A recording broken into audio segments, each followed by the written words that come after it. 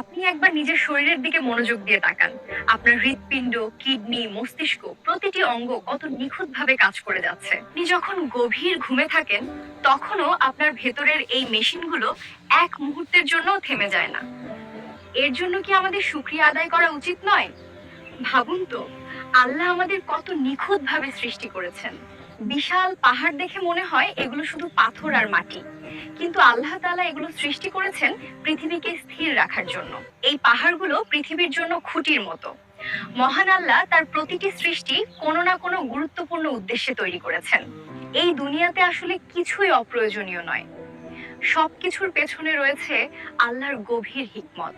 আমাদের এই বিশাল সমুদ্রের নিচে আছে আরেক বিশাল জগৎ, যার কতটুকুই বা আমরা মানুষ জানি। সেখানে কোটি কোটি বিচিত্র প্রাণী বাস করে। যিনি তাদের সবার রিজিকের ব্যবস্থা করেন, তিনি কি আপনাকে ভুলে যাবেন? কখনো